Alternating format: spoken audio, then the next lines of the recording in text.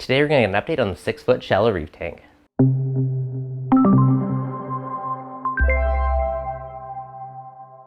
What's going on, guys? Devin from ReefDudes. It's been a little while since I did an update on the shallow reef tank. I feel like the last few months has really started to settle in and starting to shine. Stuff's been growing, it's really starting to encrust. So today I'm going to give you an update on everything on how it's going and where it's at. So let's start with the filtration area. So first of all, I'm not sure if I've done actually video updates reviews on this one, but I got the NIOS Media Reactor in here. Now this guy is really cool because there's no hoses. The water trickles up to the top and it just spills over the edges. So it just keeps, there's no plumbing, keeps everything really clean. Been using this for a couple months now and it's awesome. Also big fan of the Claris C. Now I did upgrade the 3000 to the 5000. Question I get asked constantly is how long do the rolls last? I was getting about a month out of the 3000, and I have another buddy that has, I think it's a 60 or 80 gallon tank, and he's on 2 months on his first roll. So his is doing really well. Now the 5000 should last me ages. I'm really curious to see. I did pick up a frag tank I'll be setting up, so I'm going to put the 3000 on that tank. So that should be pretty cool. This one, I've been running this one for probably 3 or 4 months now, so it's probably about due for a review. That's about a week since I last cleaned it, and this thing is amazing how much gunk it pulls out. I had before the Coral Box Cloud 9, which was like a big massive skimmer, so it took up tons and tons of space. Now the one benefit of the big one was it had a DC pump, so I was a little bit worried with this one at first because the NIOS runs an AC pump. However, it is still extremely quiet, which is really nice. So I was a little bit worried if it'd be loud, but it hasn't been an issue at all. The other thing I put on this is I got, I think it's called the Flood Guardian or Skimmer, Smart Skimmer Safe, whatever it is called. It's from Auto XP. I'll link it below, I can't remember the exact name. But I put that on as a bit of a safety, so it sits through the skimmer cup, and there's a little plug up there. That way, if that ever gets tripped with water, the skimmer's going to overflow, it'll kill power to the skimmer. So I thought that was a really cool way to add in a safety. If you have like an aquarium controller, like a Apex or something, you can use a breakout box, have a little thingy sitting, a float switch in the lid, or you know, an optical sensor, something like that in there. But I have that, and it's still just you can do it without having a controller, so that's cool. And it's just that extra level of redundancy to prevent ever having an overflow. But yeah, this thing skims like a champ. It's so dark and it skims extremely well, so I'm really impressed with this skimmer. We'll do a future video. Next chamber over, we got the Chado, and I'm using the AI Refugium light. Prime Fuge. This grows like crazy. I took out about a third of this and gave it to my LFS, and 2 weeks later the chamber is basically full again. So it's just a big thick mat of it. Now it was almost growing too good, so I turned it down a little bit. So I think I dropped it to about 65 or 70%, and I shaved a couple hours off of it. You'll also notice I got these little light shapers on there. So this is kind of a little product that I made.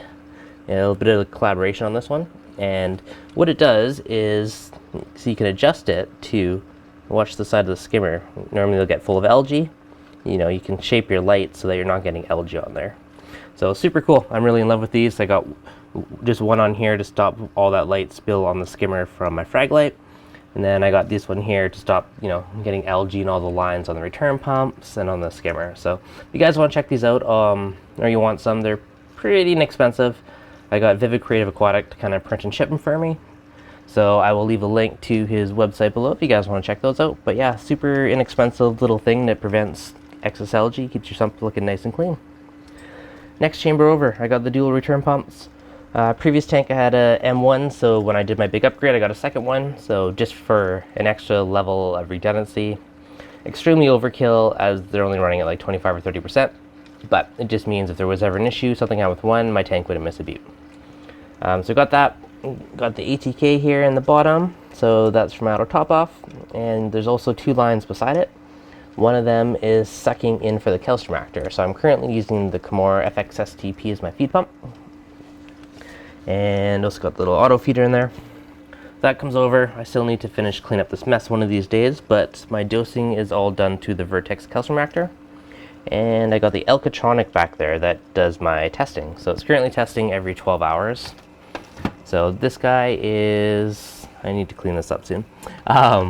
So I haven't been letting this dose. I've only let it test for me.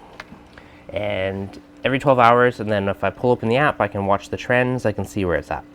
And that has been working very well. Now, whenever I go to town for 2 weeks, it seems to be the only time my tank ever starts to like drop in alkalinity or something. So usually if someone's around, I can text them, say, hey, turn up the flow on this, you know, a mil or two, and everything's happy again.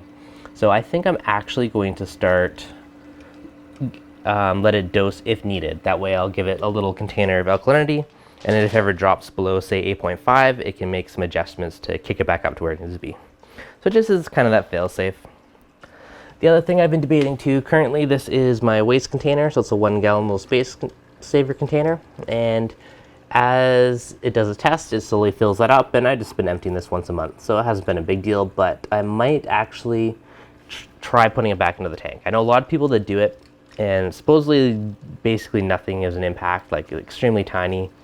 It will lower your alkalinity slightly just because it's acidic. But yeah, so many people are doing it now without issues. You know, I've been running it like that for 6 or 8 months now, and it's been reliable, everything's working, so I think I might try that. So it's gonna free up more stuff from the stand, and then hopefully I'll actually get that cleaned up. Now, when it comes to the tank itself, so the lights just turned on about half an hour ago, so everything's starting to open up. But a few new little goodies in the tank since I did the last update a month or 2 ago. Now, I've ended up doing a lot of shows this year, and it's the most I've ever done in my life. But that one cool thing also means I get to pick up all these little fun souvenir corals as I get to travel to different parts, and the Macnas and Reefapaloozas, and keep on reefing, and the Niagara Coral Show. So it's been an absolutely crazy spring. So yeah, I kind of want to show you guys, just do a bit of an overall tank video and just check out what's in the tank, check out some of the corals. It's been a while since I've done it. I just picked up this little used underwater camera, so let's dive in and give you guys a little bit of eye candy.